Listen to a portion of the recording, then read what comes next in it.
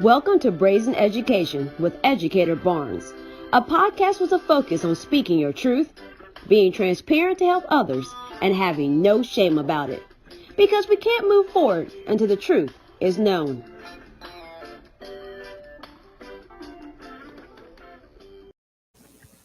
Well, welcome back to another episode of Brazen Education.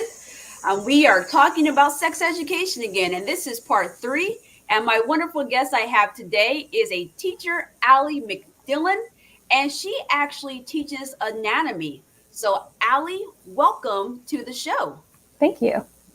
And could you tell us a little bit about what you teach? Because I know you may not just teach anatomy. What courses do you teach? And what made you decide like anatomy was one of the courses that you wanted to teach?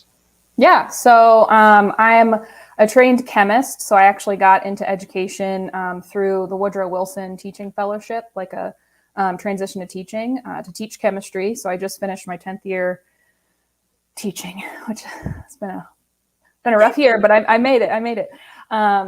So I'm a trained chemistry teacher, but I'm licensed in chemistry, physics, and life science. So I can teach pretty much everything, and I have taught pretty much everything. I started at a small rural school where you just have to wear a lot of hats. So I taught chemistry, physics, 8th grade science, zoology, anatomy, science research, everything. And then now my current school, they try not to give you more than 2 classes at a time. So here I've taught chemistry and earth science. 1 year I taught chemistry and ICP, and then the past 2 years I've taught chemistry and anatomy.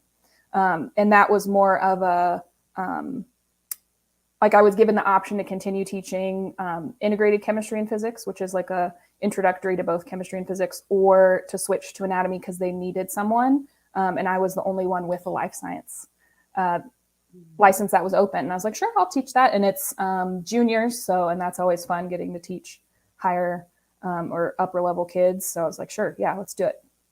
So for our viewers, I think it's important for them to know to be able to teach anatomy, you have to have a life science background. Yes. Yep. And so for this particular episode, I call it a scientific approach because I've talked about this twice. So my first episode, actually first 2 episodes, so start out 2022, kicking the door in. Yeah. I met with 2 wonderful ladies, Ashley and Dr. Tikku. They talked about different approaches to sex education. And then my second guest, he talked about the abstinence and marriage viewpoint. And I had feedback from both episodes, both positive and both like, I don't like that. And what was interesting about this is, I guess a couple months ago, I on my Educator Barnes page posted an article from WFYI. If you're not an indie, it's PBS, but it's like the local indie. And the article was called Indiana Sex Educators Confront Online Attacks, Nervous Schools. And this was May 18th of 2022. And the reason this caught my eye was is talking about sex education. And that was something I covered when I started off this season this year. But when I was looking through the article, I saw Ashley Robertson, and she was on my first episode. She does a LGBTQIA inclusive sex education curriculum that is part of the Unitarian Universalist organized religion. And so I saw this and I posted it, and I asked kind of a simple question: what do you guys think about it? And when I went to go look, Ali had written a very substantial response to, well, what do you think about it? And the thing that stood out to me was her approach was like, this is not a divisive topic. We're literally talking about biological, scientific elements. So tell my viewers a little bit about when you saw that posted on my Educator Barnes Facebook page, what kind of triggered you to make you be like, oh, I really want to share this information? And what was key for you to share with our viewers? Yeah, so I have a 5-year-old son, and I'm trying to raise him to understand consent without using that word because he's 5, and that doesn't really he doesn't get it unless it's like, okay, you don't have to hug anybody that you don't want to hug. You don't have to give kisses to people you don't want to give kisses to, because they have, kids have kind of an internal, radar that, like, if somebody's wigging them out, we shouldn't push that on them and tell them that they should ignore their feelings. And so I've been going through that with my son as he's gotten older. We use proper terminology, and I get some pushback from people that I know that, even like his preschool, he came home one day saying that he like TT'd on the potty, and, using different non-anatomical terms for like his penis. I'm like, okay, well, at least you know the right word, because I had been seeing on Facebook and other social medias outlets stories of parents who, were using, cute terms and their kid being harmed, and reaching out to an adult and saying, hey, my uncle did this to me, or my, this other person in my life did something, but they didn't use proper terms. And so they didn't get the help they needed, because, calling something a cookie, you think it's, you know what I mean? Like oh, well, it's just a cookie, go get another one, no big deal. When it's like, no, that kid was talking about their private parts. And if you don't use the same terminology, like, you've just hurt that child without knowing it. So that's more like, if we just used proper anatomical terms that everybody's familiar with, we could prevent a lot of hurt moving forward. So that's why I responded it. That's kind of the brain space I was in at the time when I saw it. Why do you, because like, when you think about people saying cookies and things like that, Mm-hmm. you think about grown-ups like being flirtatious with other people. Mm-hmm. And when I was reading this article, especially with Ashley, because so after, I guess I should share it because I don't think I've shared this before. So after I had interviewed her, I get a message to my Educator Barnes website, and that's pretty typical. A lot of my stuff I have, automatically say something back to you. But it was like, you're in this groomer group with Ashley Robertson. And I'm like, what? Huh? Mm-hmm. So because she has a public Facebook group sharing some of the things that she's teaching, they went through the list and started emailing people, like threatening things that you're doing grooming. And so to me, when I'm hearing an adult or an uncle tell a kid or talking about a cookie, and they're not talking about a cookie, versus a person who's teaching anatomically correct parts, I don't understand why some people feel like that is grooming. So what are your thoughts about people who are insistent that us using correct terminology is somehow sexualizing children? Yeah, I think a lot of it comes from adults not being comfortable because they weren't raised to be comfortable with those terms, and then to turn around and have to teach that to their kids, like, just makes them feel uncomfortable because they were taught, using the word penis is inappropriate, using the word vagina is inappropriate. Like, I remember being in middle school in choir class and kids playing the penis game because they thought that word was so funny. And just I think, honestly, I just think it's comfort. Like, you don't know what you don't know. And anytime the word sex is used, a lot of adults immediately think about the act. They don't think about sexual health, sexual wellness, maybe preventing sexual predators, but it's all related to the act in a lot of adults' minds. Whereas if you're really trying to protect your kid, you're going to give them all the tools that they need rather than just ignoring it, because ignoring it is not going to help. Ignoring it is not going to help your kid grow and also keep themselves safe. I really just think it's comfort. So if you're uncomfortable with the terminology because you didn't learn it, or you were taught that it was bad, you're going to teach your kids that. And also on that point, I think some adults are not comfortable calling their personal parts correct name. So they don't even do it themselves, just in any type of setting. So therefore now they have kids and that's what they are comfortable with. And it's just like, it's no different than saying the ear has a part. But you mentioned like sexual health. So how does your anatomy class, what is like the differences and the similarities between your class and then what you would have, with your PE and your health? How is that different or maybe the same? Yeah, so I actually went into the Indiana. So there's new Indiana science standards. They just came out this summer, and I was looking through those. It is required in Indiana to teach reproductive systems and organs in anatomy class.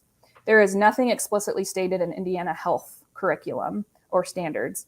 It's all about preventing injury, safe relationships, those kind of things. So it's kind of up to the individual educator whether they want to teach and how they want to teach sex education.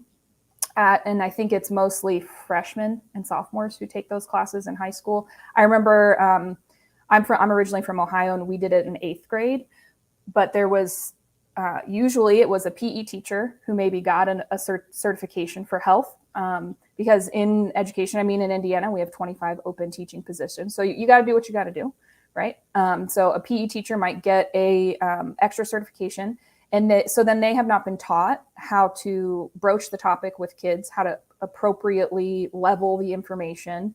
They're doing their best, but if you're not taught how to talk about sex or how to talk about internal organs or any of that stuff, you might avoid it, which is, I think, where we end up with mostly sex education taught by people that are like consultants that come in, and then they get to do whatever they want to do, which I think is not great.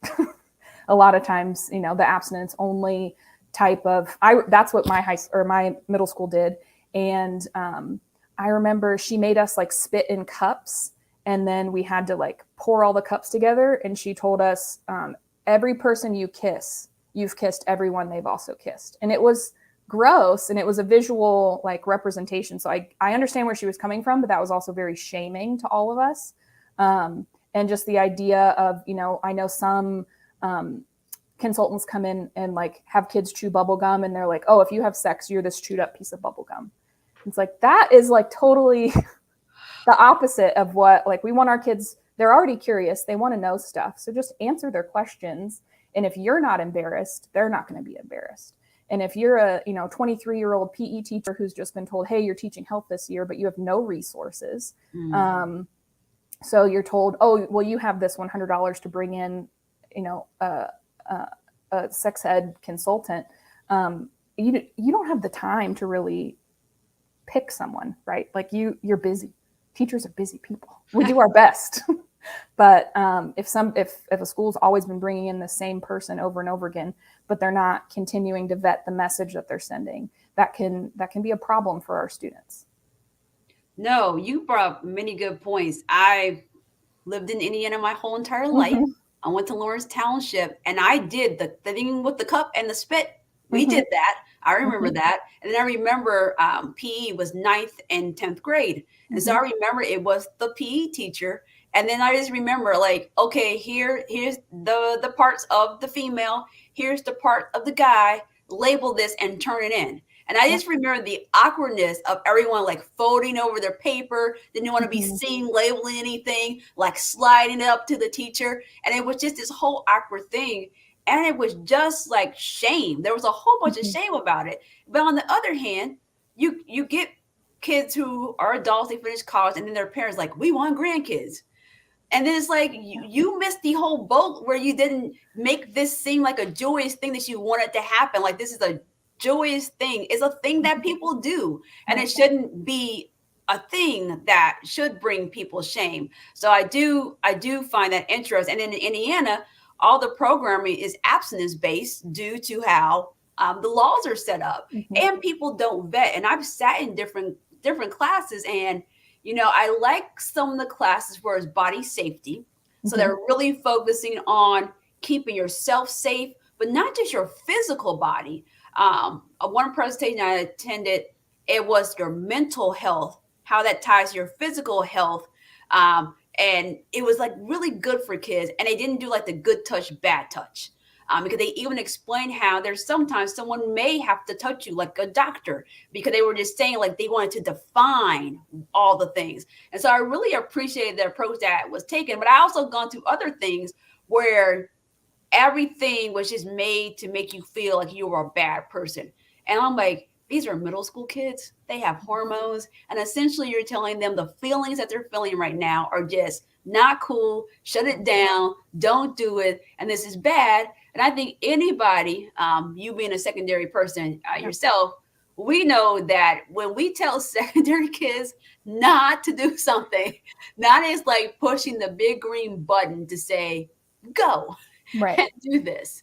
And I don't know how much you know about this, but do you think all schools have anatomy classes? Do you think they should have anatomy classes? And do you think there is a good network? So, being an English teacher, there's always things I could go to, PD, nationally, locally, people I could reach out to. There's organizations. Do you feel like there's enough support, even in the among the anatomy teachers, to teach the courses? And do you feel like every class, like, do you feel like if a school had a health class, do you feel like they need a health class and an anatomy class?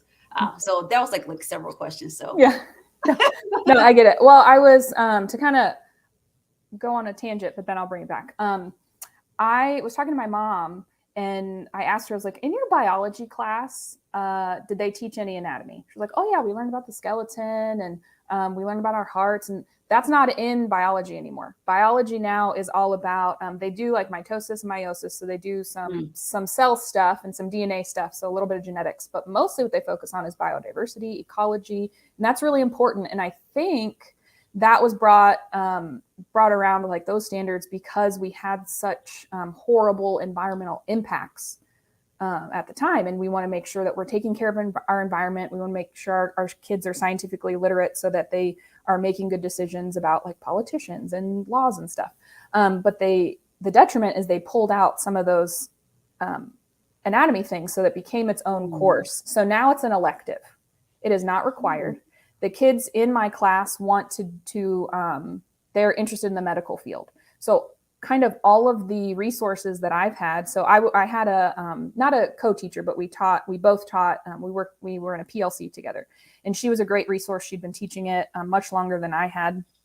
And she was really, her name's Polly. So Polly was very adamant that like, if we can't get to everything, we need to get to the reproductive system because our health class is not adequate. I was like, I agree, let's do it. And I asked my kids the first time I taught it at my current school, like, what are you learning in your health class? And they're like, nothing. We didn't learn any of this.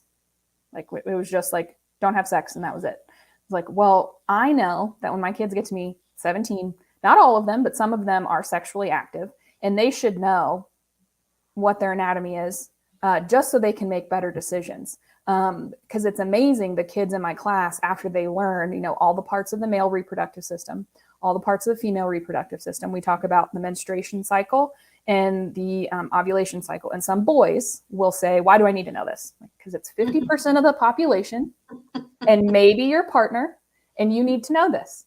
Maybe you're going to get, if you are heterosexual, maybe you're going to get a girl pregnant one day because you didn't know any better. And the more information they're armed with, the better decisions they make. Maybe those boys aren't more forceful with their partners and are more willing to wear a condom if they engage in sexual intercourse. They are more likely to feel empathy for their female classmates and less likely to make jokes about PMS because, we go through the hormones and the hormone cycle, like the 28-day cycle. And they're like, oh, I thought it was just like a day. No, it's not a day. Or, like, oh, so we would have discussions mostly brought up by the boys, they'd, because I would give them a note card because this can be uncomfortable. And I get it. Like, they've been taught that it's shameful. And I'm not teaching them, how to go have sex. I'm just teaching them what body parts are in their bodies and their classmates' bodies right now. Like, what is it? How does it work? And then we move on. But I always spend a day, like, I give them a note card. It can be anonymous or not. They can write any question that they have, and I will answer it. No shame, like, just from a scientific perspective. Every year, the boys always ask, is pulling out enough? Or like, why is pulling out not enough? It's like, well, let's think about your organs. Like, you have one urethra that everything goes through, right? So like the sperm is made in the testicles, they move through the vas deferens, and everything just goes out through the urethra. So pre-cum, right, could mix with some of that leftover sperm that didn't get ejected, and then it gets ejected then, even if you know, like at the beginning of the encounter. And they're like, oh, so pull-out game, this is their terms, pull-out game doesn't work. No, it's not 100%. And, you know, in media, like have you seen Bridgerton? I'm sure some of the listeners have seen Bridgerton. I definitely have some Bridgerton followers, so I know that. Yeah, so the first season, I just watched it this year. The first season, there's a character who doesn't want to have kids or claims he can't have kids, but all he's doing is pulling out. And I'm just like, that wouldn't work. I got like so riled up. I'm like, you would have gotten her pregnant at some point in time in your lives. It would have happened. It's less likely, but it is possible. And just like, I get enraged when I see things like that in the media, because our kids don't know any better, and they can't have that internal dialogue with themselves. Like, oh, well, that's not how it really works, because I know better. And I know that, you know, eventually there'd be enough, or there'd at least be one viable semen that would go through the process of getting to that egg and could fertilize it. And so, like, yeah, I'm just amazed every year at the 17-year-old boys who ask me, like, isn't that enough? No, it's not. And what I like, even though I didn't ask you this, you shared with the listeners a question you were asked, and the way you explained it, like you didn't go into the sex act. You were like, it was very scientific and named all the parts and named all these things. And so I think sometimes parents are resisting something they don't understand because they're not in the class. And so they're making up a story of what they think is happening. And I'm like, well, think about your own sex education, especially if your kids are going to school in the same state that you went to school in. There's no class I went to where the teacher's like, and this is how we go have sex. That never happened. No. And so I think sometimes we think these things are happening, or because we're seeing things in the media, we're not using our critical thinking skills and looking through, because what may be happening in one school over here might, because we don't even know how the story was spun, because we don't even live there. Right. That's probably not happening here, but now we're like, oh, this is happening. But based on parents, have you ever experienced any parent pushback based on some things that you have taught in your anatomy class? And if so, how did you deal with it? I actually haven't. I think at their age, so juniors, 17, now most parents are comfortable with them knowing this information. And they know, like, so we don't teach it until the spring semester. It's one of the last units that we do. And that's intentional, because we want them to feel comfortable. We know they have, like, they feel the shame from, you know, their previous years of experience. And we want them to feel comfortable with us as educators, as, you know, like, I'm not a medical expert, but I am, you know, your teacher, and I will do everything I can to help educate you and get you the answers that you need. And so I haven't had, and I think because it's on my syllabus that they get at the beginning of the year, and it just says reproductive system. It doesn't say the word sex, that it doesn't even ring any bells. And so I've not gotten a single email or phone call requesting that their kid not learn about it. And do you think we need to reframe how we're even talking about it? Because sometimes in education, as you know, we have a thing, and then we're like, oh, that's the bad thing. I was just at the Learning Sciences International Conference in Orlando, Florida.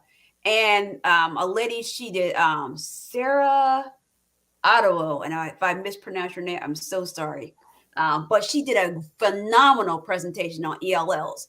And on the screen, she put all the different names they have been called: emerging bilinguals, ESL, ENL, and how the name evolved, because we're like, well, it's not necessarily ESL because this might not be their second language. It might be their third language. So we're trying to like really get down to what it should be called. And one of the biggest bones when I've talked to everyone about sex education, all my three previous guests have said, we're not really talking about sex. We're talking about consent. We're talking about reproduction. We're talking about knowing your body and your anatomy. And so do you think that the actual word sex, mean in the title of these courses, is the triggering thing that's giving the misconception? And if so, what do you think is a better way to frame this, or even call the class that we want students to take? Yeah, I do think just the word sex triggers a lot of people. And like, even so, my mother-in-law is a nurse, and I told her I was doing this interview podcast with you, and she was like, oh, like, just hearing the word sex, she was like, ooh, what? It's like, it's fine. Like, you're a medical professional. Let's step back. Let's think about this for a minute. She's like, oh, okay. So even somebody who, is immersed in the medical field, might feel uncomfortable about that. But, she raised her son and talked about, sex education with him, like made sure he knew what contraception was, did all those things for my husband. And it's like, that's what we need. Like, not everybody has you in their life to do that for them. And don't you think we should, build that into our education system, since we're supposed to do everything anyway, right? We're supposed to teach manners. We're supposed to teach, all this stuff. Why not this too? But I do, because like my son is 5. He doesn't know what sex is. I don't think he should know what it is. He's a little kid. He wants to go play, but I'm focusing mainly on body autonomy with him. So I think that's a good term. Safety in general, like he's in a program at the library called Crouching Tigers, which is like kind of karate a little bit. It's more self-defense, but they also talk about safe adults and just practicing, being safe, crossing the street. That's a safety issue. Make sure you look both ways. If you get a bad feeling about an adult, go find a different adult. If you get lost in a store, first spin around in a circle, look for your adult, whoever you're with. If you can't find that person, find somebody who works there. And, so it goes through that. And I think that's all related to sex education. Like, if you are able to keep yourself safe, that's the most important thing. And there's a lot of things related to that. It's, sex education is part of it. You want to keep yourself safe from predators at that young age. And as you get older, you want to keep yourself safe from getting hit by a car or just somebody walking down the hall. That's, just as a side note, that's one of my biggest pet peeves, walking down the hallway with a bunch of teenagers and they don't even like register that you're walking next to them, and they just like bump into you. It's like, I'm right here. Like, so just, I think it's all related. But if we didn't call it sex education, would our kids or would parents even make the connection that they are related? That is a good point, because on one hand, it's like, if you're taking a biology class, for instance, you're going to talk about reproduction and biology with animals. And, it could be uncomfortable for some kids, but most kids are like, it's animals, Right. or it's Indiana. So you could have been on a farm. You could have lived on the farm. You may have a cat or a dog. Like, you understand this stuff. So it's like, we're mammals. We're just talking about this one thing that we do as mammals to reproduce. So it's an aspect of it. And so, but I do like how you said you had it on your syllabus when the school year started. So it's there. Parents know it's coming. But thinking about parents, one of the things that you honed in on was the parents not being informed. So do you do anything to loop your parents in on what you're teaching, how you're teaching it, or how to get them more informed as adults? Because as you said, not everyone has like your mother-in-law to like raise up the boys or the girls. So what is your advice, especially to other educators who are listening, who may be getting pushback from parents, but they want the parents to not like shut them down. They want them to actually learn too.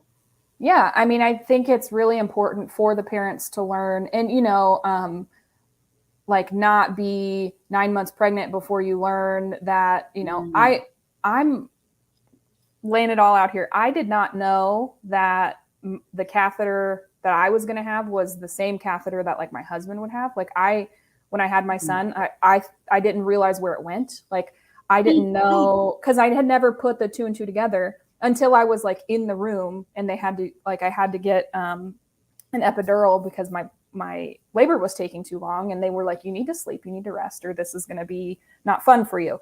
And so they had to put in the catheter because you can't feel your bladder. You can't feel when you need to pee. Yep. And like, I was like, that's not going to work. They're like, yes, it's fine. It's like, oh, okay. And then when I looked into it later, I was like, oh yeah, why didn't I know that? Like, why did I think in the moment that that wasn't going to work for me? And I think it's just from not spending the time to just study. And it's like we're not indoctrinating children into a cult. We're just teaching them, that the vagina and the urethra are not connected. So when you urinate, like when you urinate as a female, that urine is not going through the uterus. Right. Right. And a lot of adult women don't know that. Like I just said, like I didn't know exactly, like I was, because it's just something I ignored. And that was detrimental to me. It was detrimental. It's not like our kids should know what their body parts are. Just period. Like why should we hide that from them?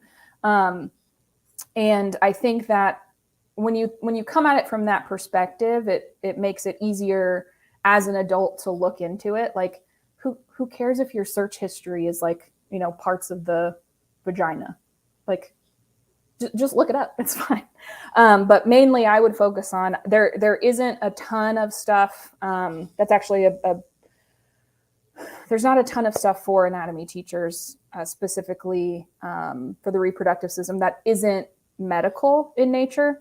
So looking up, on the American Physician Association, like looking information up there. There's a lot of really good like nursing YouTube videos that go through in a very factual, scientific manner. Like these are the parts, these are how they work. And I don't send those to parents. I just kind of send once a month, like, hey, this is what we're doing this month. If you have any questions, ask me this. If you feel like your student needs a little more help, here are some like helpful resources. And I never phrase it as like, you need to look at this.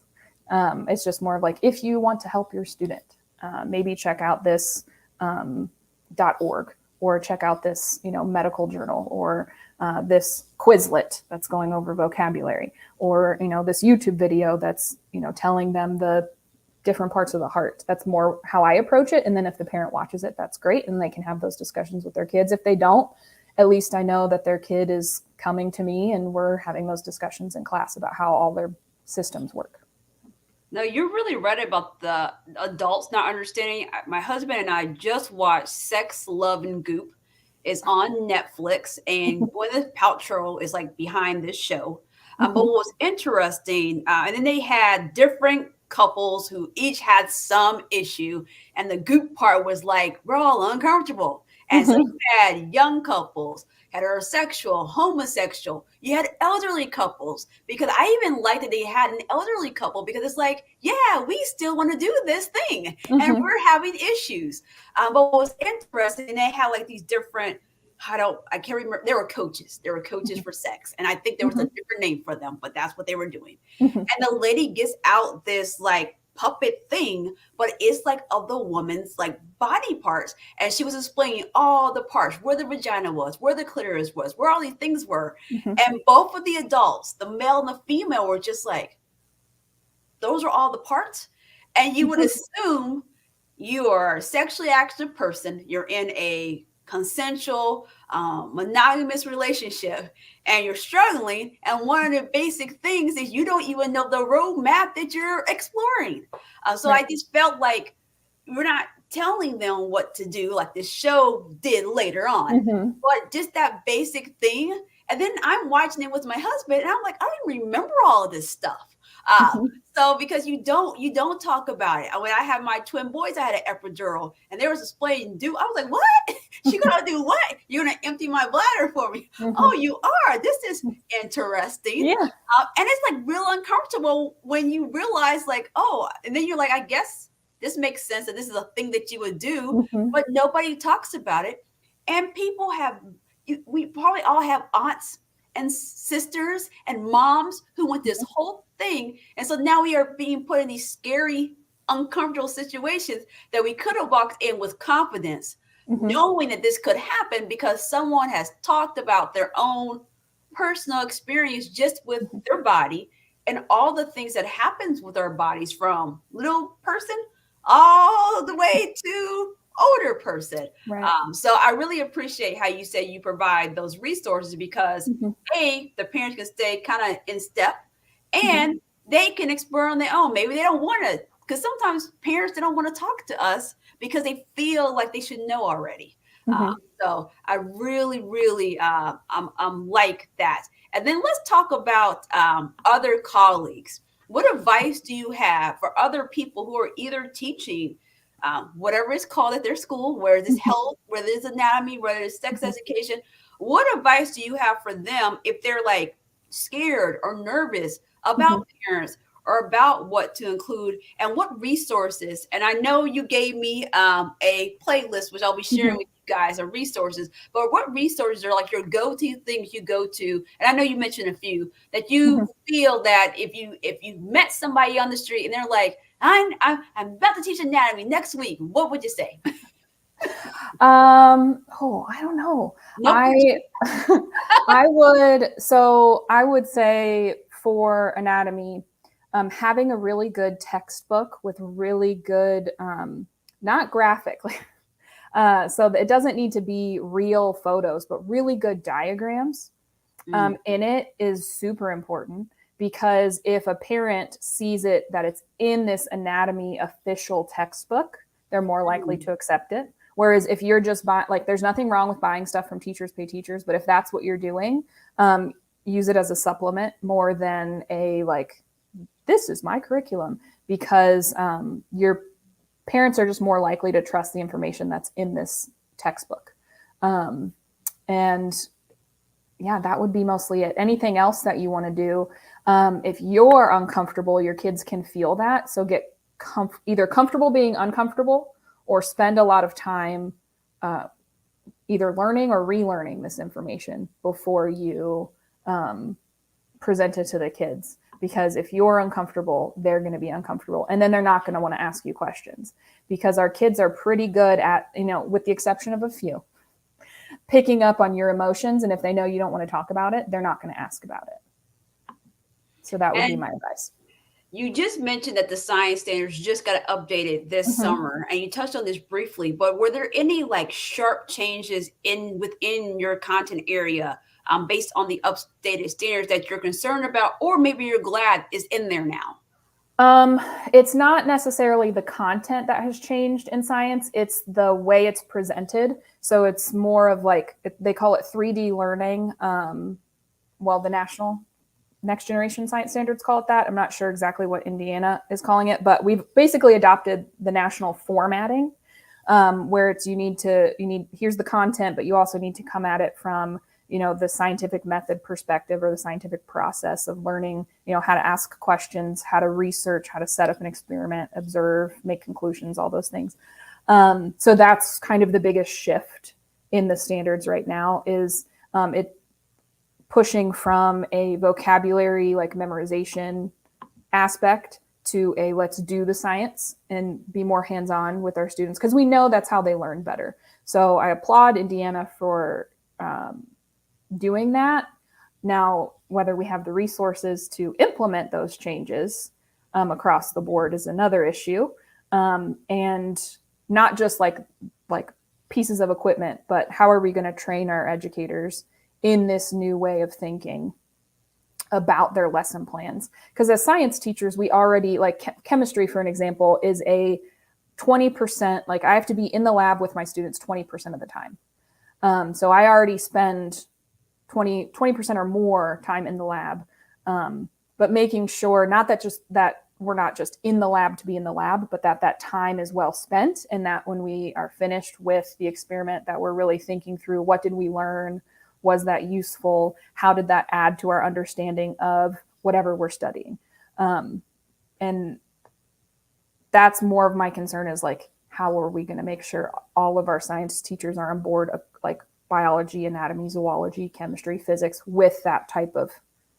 change more than what the actual standards include. And I appreciate how, because I feel like Indiana, we're always special. We always take Yeah. something from somewhere else, but we can't call it that thing. We may change one or two things, and it's Mhm. Indiana something. So Mhm. I appreciate you naming where it came from, just in case we have some. I Yeah. know we have some non local followers. Just they can check that out and look if they want to look. But I also Mhm. feel like many standards are shifting to that mindset of is like not like English teacher. We're not sitting here looking at words in the dictionary. That's like Mhm. so antiquated. We need application when it comes to things. Yeah. So I'm glad to hear with the science standards that we're Mhm. moving to that. But again, like how are we preparing? Are we providing professional development? Are Mhm. we providing a good anatomy textbook that a Mhm. teacher can use? Because if you don't have a textbook, then that's how a lot of times you end up on teacher paid teacher Right. because you're like, I don't have the time to sit here and draw this Mhm. diagram. I'm going to have to get it from Mhm. somewhere. And then when it comes to students, what advice do you have from students who may have questions about their anatomy or just their body in general? Because I think sometimes we think when we talk about sex education that we're always talking about reproductive because there's Mhm. other things that make your body tick. There's the hormones, there's the acne, there's all these other things. So what Right. advice do you have for kids? Um, I would say find an adult in your life that you're comfortable with and that you know won't judge you for the types of questions, whether that's a parent, a grandparent, a teacher. Now, I know, like for me, if a student asks me a question, I am not uncomfortable answering anything. Like I have gotten over that. Um, I was uncomfortable maybe answering questions for eighth graders my first and second year, but then like they just need this knowledge, and if I just approach it that way, if a parent gets mad at me, so be it. Um, and I know that's not everybody's mindset. That's just how I've had to, because I worked in a really small rural conservative school, and at some point I just had to be like, you know what, I don't care. This kid is asking me a point blank question. Like I had an eighth grader come to me and tell me she was pregnant, an eighth grader. And she's like, I don't know what to do. Like, my parents are going to be so disappointed in me. And I was like, okay, let's talk about, where we go from here. I didn't send her to the guidance counselor. I didn't tell her, because that would be telling her that this wasn't important to me, like that she was not important enough to me to have this conversation. So we sat down. It was a day that like the rest of the eighth graders were on like a field trip and she didn't go. She wasn't feeling good, and so we just sat and we talked like, what are all the options, how we talked through a script of like, how are you gonna, like, you can't hide it, you Right. cannot hide it, you need to talk to your parents. She was living with her aunt at the time. It's like, you're living with your aunt, that is your person, you need to tell her first because you are living under her roof, and make a plan. But here are some possible plans, here are some possible avenues, here are some resources. So I think every kid has at least that one teacher or that one adult in their life that they're comfortable with. That just don't be afraid. Like if that person's going to turn you away, that person turns you away, and you know that wasn't your person. You I like that. I like that. And Yeah, I and also, then yeah, go yeah, ahead. go ahead. Oh, I was just going to say, other than that, if you don't feel comfortable with finding that person, or you don't want to find out that that person isn't really your person, um, TikTok has a lot of medical professionals that are willing to answer any questions you have. So, and I know that's where the kids hang out these days, is TikTok. So finding a medical professional on TikTok that you follow, and they answer questions because you're not the only one who has that question. So ask them, and then they'll probably make a TikTok devoted to you answering your question. That's what I would suggest for any kid that, specifically teenagers. I don't know if I want my 5-year-old on TikTok asking questions, but specifically teenagers, that's what I would suggest. Yeah. No, and then like, because I follow different, I'm not on TikTok yet. People keep trying to get I me over just here. I just started, and it's a slippery slope of just like I'm just like, I'm still kind of learning the Instagram thing, but so I Mhm, watch the little reels and there's different doctors I follow. mhm, So to kid viewers, because I know there's some of you, I mhm, remember Mrs. Barnes talks about reputable sources. So if you're mhm, following a medical professional, you want to look in the bio, see mhm, what they're certified in, see it where their website is, see that they're actually a person, because unfortunately mhm. there's the influencers, then you have the professionals, and then some of Right. that crisscrosses.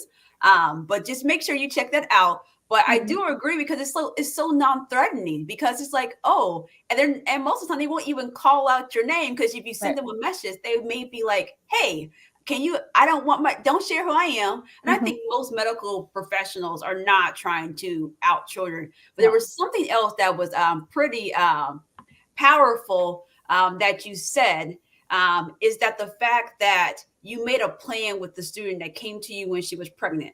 Because a lot of times people feel, well, if these teachers are going off and talking to my kid about their body, they're having a relationship that I'm not part of. I'm being left out. And I think parents forget many times, like, you are their first teacher. Our job is to get them to go back to you. We're not going to keep this information. And I've had 2 students in my career that have told me first that they were pregnant. And I was just like, okay. And the first thing you say is you can't hide it. So how are we going to deal with this? Because the kid was skipping class, one of my students, because she was afraid she was going to lose the baby because they were doing in basketball. And I said, well, you have thought out part of this, but as the baby grow, you're going to have to deal with this. And what I find out from a lot of kids is that even though kids find this out, even though their parents are going to be pissed, they're going to be pissed. They love you. Right. And so even though they may be upset and maybe disappointed that they're on this path, they love you, and there will come a point in time. But as a kid, it's hard. It's so hard to see the other side when mom, dad, auntie, grandma, whoever it is, won't be upset with you. So I know you have some ways that people can connect with you. So please brag on yourself if people want to connect with you, or maybe they want to ask you questions. Yeah. They didn't get to tune in right now. They're like, hey, I got questions I want to answer. How can people connect with you? Yeah, sure. So 2 different ways on all social media. It's just Ali McDillon. They can search that. Send me DMs or whatever. Even on TikTok. My son and I are doing science experiments together on TikTok. If you want to watch that, or you can send me messages, ask me questions. That's totally fine. But so Ali McDillon on Instagram, TikTok, even Gmail, ali.mcdillon@gmail.com. And then I have my own Teachers Pay Teachers side hustle. So the chemistryparticle.com is my website. So you can send me messages directly through there, or it's also the Chemistry Particle on all socials. So you can reach me that way as well. Yeah, and I just came across your page. Super cool. I started like going through all the things because I just love, like, sometimes we don't need another person to come out. We just need to connect with each other, connect with other teachers. And there are teachers. I feel like if there's a topic you don't want to ask your kid's teacher on, there's a teacher in your city, in your state, that you can write to say, hey, I have a question about this. Or do you have a resource? I want to learn more about it, but I don't want to approach my kid's teacher because nobody wants to be seen as they don't know. We know that with kids, they don't want to be seen as they don't know something. So final thoughts, if there was like final thoughts you wanted to leave for our listeners, and whether educators, parents, students, fellow anatomy teachers, what are your final thoughts for this topic that you would just want people to really consider and take to heart? Yeah, I think we just need to be open and understand that, like, where we are coming from is not where this generation is coming from. And that's okay. Like, as you know, we grow as individuals, as we grow as a people, as a nation, as a world, universe, whatever, things change. And the way that our kids are thinking about things is different than the way we thought about them. And that's okay. And if you are struggling with how to help someone, or if somebody comes to you and is like, hey, I have this problem, can you help me find an answer? If you don't know the answer right away, that's fine. You should be modeling for these kids how to seek out that information for themselves. And saying to a kid, I don't know the answer, but I'm going to help you find the answer, is totally appropriate. No, I love that. Let's learn together. I mean, that's when my kids are asking me about like the black hole. I'm like, your mom is an English teacher. I don't know the answer to this, but we can go learn together. So I may have to circle back with you about that because I do not know. So maybe you might know something or give me in the right direction. Okay. Ali McDillon, you have been a wonderful guest. I really loved that you came from this a scientific approach. It's so simple. It's so Mhm. smart. Like I think we're just making this too complicated. Like we're making this way too complicated. Yeah. So I really appreciate having you on the show today. To my listeners, make sure you follow her, Ali McDillon, across all social media and the Chemistry Particle. Please follow, send her a message. She's a lovely, wonderful person. And I will see you guys on the next episode. Thanks again, Ali.